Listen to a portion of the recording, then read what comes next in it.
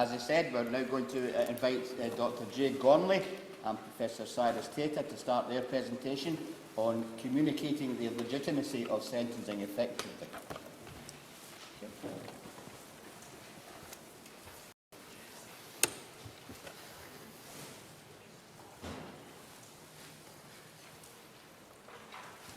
So, just to start with, I want to build on what Professor Hamilton has said already. There's different ways to think about what an effective sentence is, and very often when we speak of the effectiveness of sentencing, one of the first things that will come to the minds of many people is effectiveness in terms of reoffending. So does a particular sentence affect or not affect offending in some particular way? And for many people, that can be their key focus. They will want to know effectiveness in terms of reoffending. For example, will a particular sentence have effects in terms of general deterrence, specific deterrence, rehabilitation, and so on. And this question about the effectiveness of sentencing in terms of offending, it is very important. It's extremely important for a range of reasons. Greater levels of offending mean greater levels of victimisation. It's also costly for society. And questions around sentencing and offending might have implications for the efficient use of public resources. However, while the effectiveness of sentencing in terms of offending is important, it's not the only function that a legitimate sentence would need to serve. Now, I suspect everyone here is very familiar with that, but it's worth emphasising just to make sure that it isn't taken for granted and that the conversations around what sentencing should be doing become too narrow. In other words, if we want to communicate legitimacy of sentencing, we need to communicate what sentencing is doing beyond just singular aims such as offending, reoffending, and so on, even if those single aims are very important. Okay. Now, in several jurisdictions, the stated aims of sentencing are varied. You can see some examples on the slide behind me. Here. These are drawn from the Principles and Purposes of Sentencing Guideline that took effect in 2018. We might also look for other examples to the Sentencing Code in England and Wales, or look to Ireland to see how other jurisdictions recognise that sentencing might need to fulfil a variety of aims. And keeping this broader understanding of the purposes of sentencing in mind is important because it allows us to better communicate the fact that in reality sentencing is a complex, dynamic and social process. There is potentially quite a lot that a legitimate sentence may seek to do depending on the facts and circumstances of a particular case. And recognising this very clearly creates new possibilities for how we go about meaningfully communicating legitimacy of sentencing. Now, the catch to this broader scope means that there is also potentially quite a lot that we have to get across. As Professor Hamilton has made the point very well, even looking at certain areas, there's a lot to discuss, and I am piling more on top of that here. But this is important if we want to, for example, promote confidence in sentencing, or if we want to promote better understanding of sentencing. Now, in terms of communicating the legitimacy of sentencing, one key challenge is its complexity. A second key challenge is the diversity of the audiences with which we need to engage with. Now, perhaps one way to make this task of communicating sentencing more manageable is to consider it from the perspectives of certain key groups who we might want to engage with and communicate with. And you can see some possible groups on the slide behind me. And the better we can understand the perspectives of these groups, for example, what they think about sentencing and why, the better able we will be to engage with and communicate with them about legitimacy of sentencing. For example, we might want to focus on the public and ask, what does the Scottish public know about sentencing practice? What does the public think about sentencing, and what do they want sentencing to do? What does the public know about the reality of patterns of sentencing in Scotland? And these are not easy questions to address, as Professor Tata will cover in a moment. However, exploring these different perspectives can be a way to better aid how we facilitate knowledge and understanding of sentencing. For instance, we might find gaps between what some groups think happens and what's actually happening in reality. We might find gaps where certain groups don't know what's happening at all, and this might suggest areas for targeted public legal education. We might also find some important points that raise methodological questions that perhaps cause us to reflect on how we go about engaging with public opinion, for example, how we go about measuring and assessing it.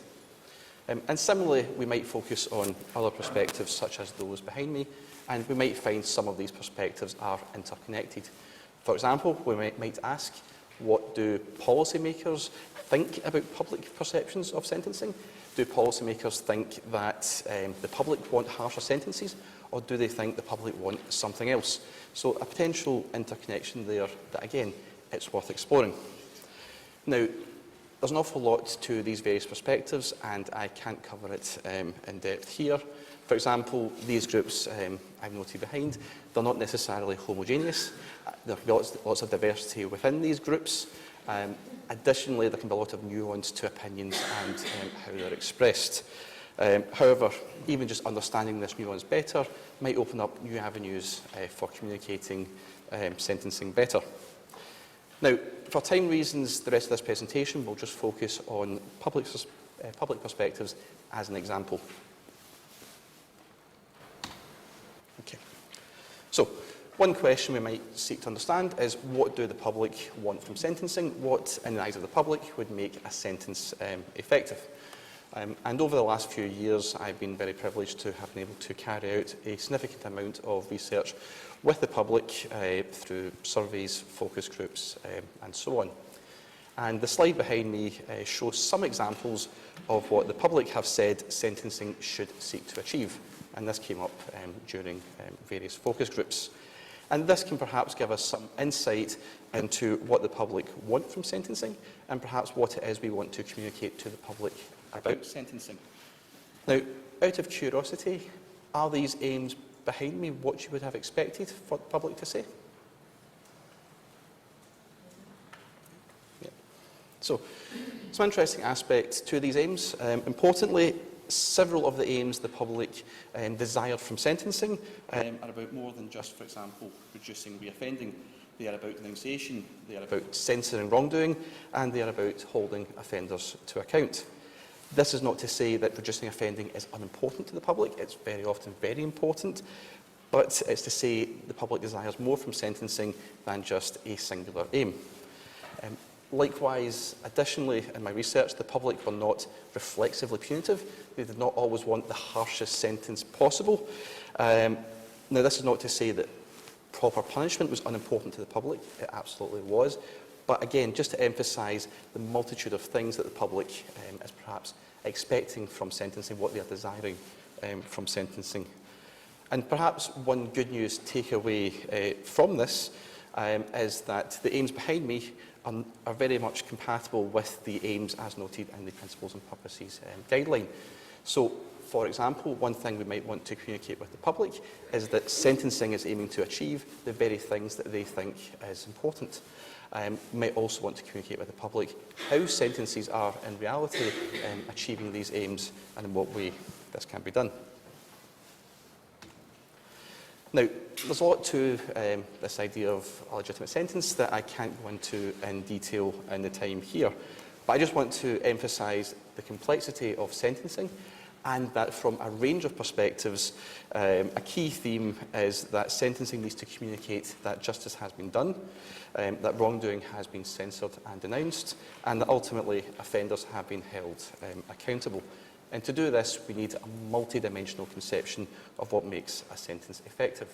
And indeed, it might be that part of the reason some may report dissatisfaction with sentencing may be because they're not convinced or not sure if it's achieving all of these various aims.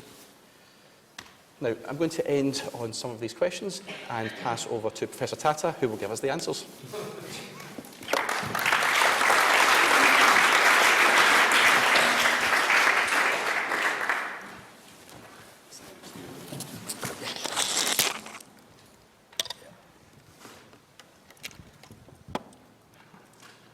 Well, good morning, ladies and gentlemen, Lord Justice Clerk, Lord Beckett, everybody here. Thank you very much indeed for being here. It's such a pleasure, and it's a pleasure to see such a wonderfully diverse group that SSC have brought together, and also a number of familiar faces, friends in the audience. Hello, nice to see you all. Thank you. I'm going to try to be brief. I know that's quite unusual for me, and let's see if it happens. How is the sound level, first of all? Is it okay at the back? Yeah, good. I'm actually restraining myself, Graham, because my kids, even when they were toddlers, sometimes used to say to me, Dad, could you use your inside voice? So this is quiet for me. Okay. And we don't have a clicker, do we? Just that one. Okay. Okay. I'm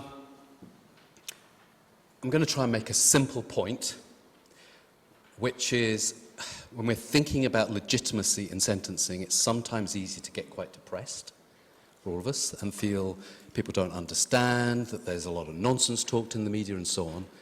But I also think there are grounds for optimism. And I think we have it within our grasp with just a little bit of a lateral thinking and without even necessarily spending a lot of money to make a real difference. Not that it will solve everything, but to make a real difference in terms of public confidence and the perception of sentencing, which I would like, and I'm sure we would all like to see increase. We'll start with a quiz. Is this one of it? Now, this is a bit unfair, I have to say, because people of a certain vintage, and honestly, it's even before my time, will have an advantage. Who is this? Any ideas? It's a singer. This might help, this other.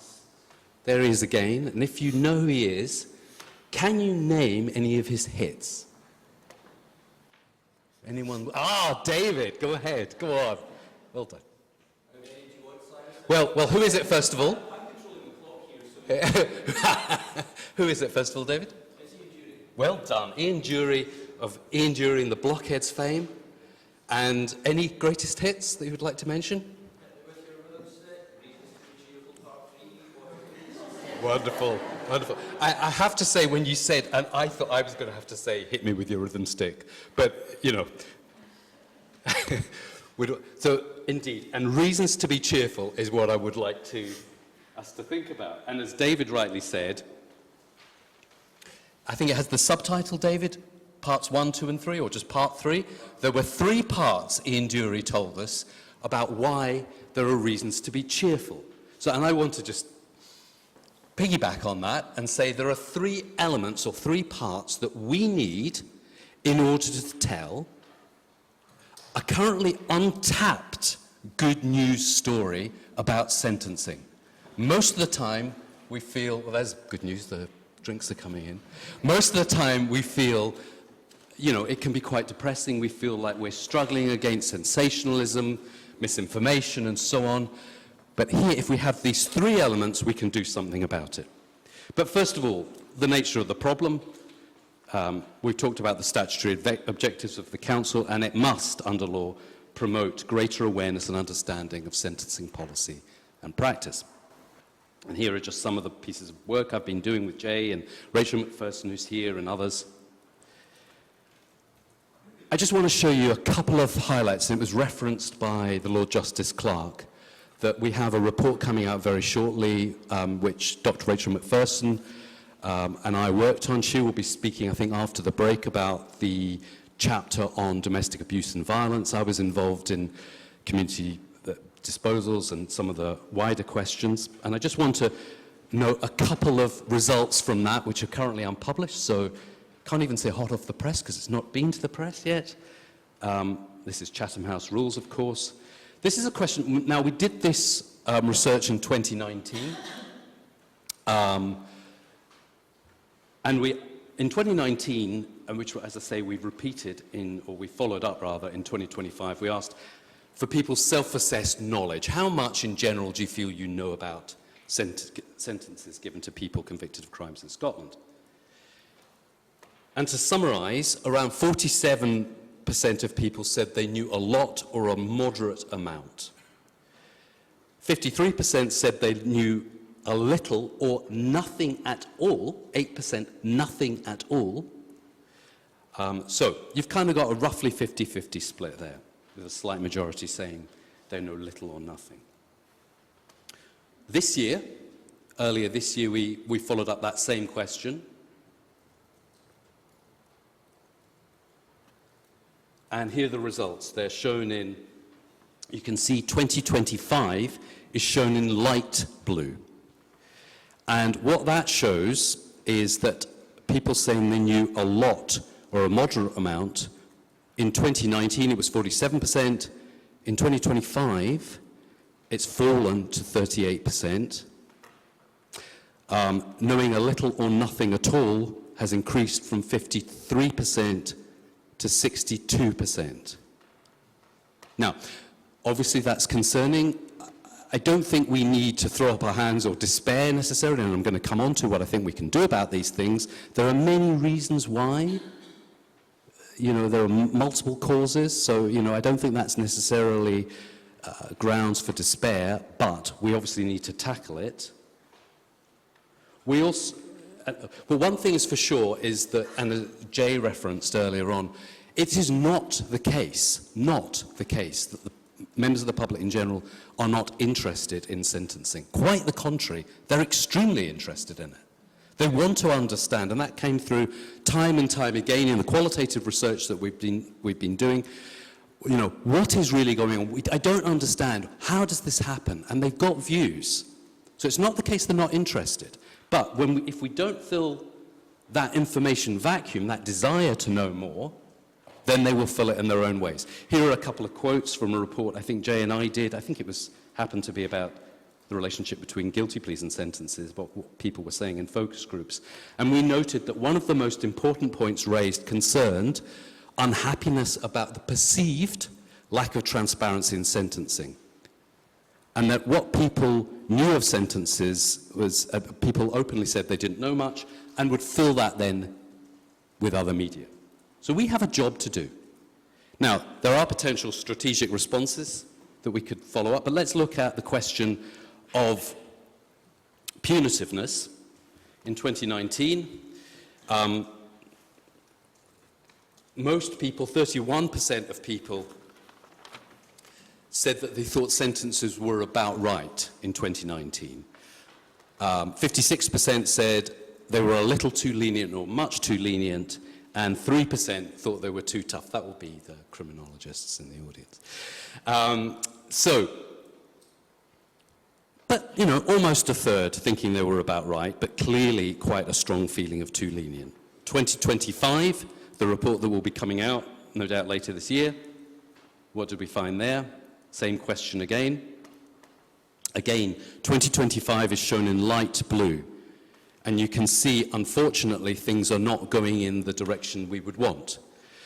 That percentage saying that it was sentences are about right, have fallen from 31% to 24%.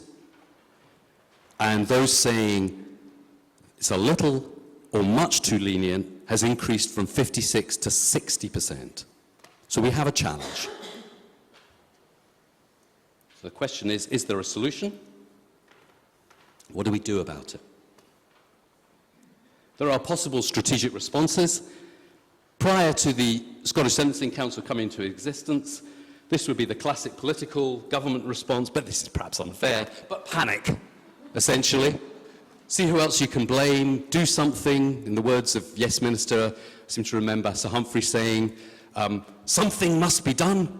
Well, Minister, this is something, so therefore it must be done. So just doing anything for the sake of it, which we don't want to see. Or the alternative is, oh goodness, what do the public know? It's awful. We'll just kind of hide away from it. And as individual practitioners, that's perfectly sensible and reasonable as independent people. But collectively, we all need to do something about it together, because we all surely don't want to see this happen. And sooner or later, we know that political pressure, electoral pressure on politicians, becomes irresistible to get tough on sentencing, get tough on judges, get tough on discretion. I don't want to see that, and I imagine pretty much everyone here doesn't want to see that either. So what do we do? That's been the bad news. I do think there's a potential untapped good news story. grounds for optimism for a change, a reason to be cheerful. And it's simply this, that we need three elements in terms of public knowledge, public opinion, and so forth. We need three things.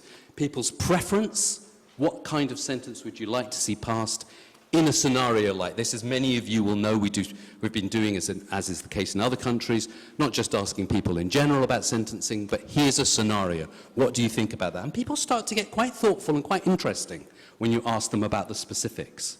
And they're not necessarily, as Jay mentioned, as punitive as the tabloids and some social media would have us believe. We need three elements.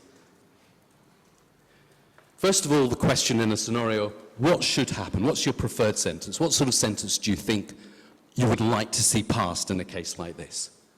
Secondly, you can ask them, and has been done in other countries, and it's great to see colleagues here from England and Wales, Republic of Ireland and Northern Ireland and so forth. What do you think normally happens? What do you think judges are doing? What's your perception? So this is what you'd like to see happen. What do you think they are doing? And typically people will say, I would like to see X sentence, oh, but what judges are doing be way more lenient than that. So they are perceiving, there's a perception of a very high level of leniency, as we saw earlier. Now the only way of properly countering that is to show people, show the public, show those very same people, and indeed more widely, do it through the media, well, actually, this is the normal pattern of first instance sentencing, not just appeal court cases, but these are the sorts of sentences that are passed. This is what is actually happening. And if you have all of those three elements, then you have the chance to tell a really good news story, because as has been shown to some extent, to a limited extent in other countries, it's possible then to show people, well, actually the reality is not really as lenient as you think, and in fact judicial sentencing, broadly speaking, is very much more closely aligned with what you would like to see happen. So the judges aren't anywhere near out of touch as you thought they were, and where that happens, people go, oh, really? Oh, that's quite good, actually. I thought it'd be much worse than that. So there's a really potentially powerful good news story to tell there, including people's reactions. But can we tell that currently in Scotland? Largely, we cannot. And that is because it's not that we need more data. You're absolutely right, Martin. We are drowning in data. We need better data. We need more sophisticated data. It doesn't have to be huge amounts, but it needs to be done in a more careful way. The data that we have at the moment isn't really capable of doing that. The sorts of things that we need to know, and I'll just put those up, this will be familiar to many of you, especially the sentencers, researchers here. You know, the nature and seriousness of offending. We can't just compare all crimes as violence, as I saw recently being done, and then sort of try to, you know, extract some conclusions from that. Clearly there are differences. Does the case involve a single or multiple conviction cases? This in many countries hasn't been done very well or at all. The nature of the plea, despite the fact that we have the requirement to do that, the information that's recorded is very, very limited. The result of that is, in our 2019 report, we had to fudge this, and I'm actually, I have to admit, not very proud of this. We had to resort to a kind of little statement that Sir Humphrey would have been proud of when we were trying to talk about what the reality of sentencing is in those scenarios. And we came up with this formulation of words, which I kind of cringe at now. And I think, really, we should have just been more open.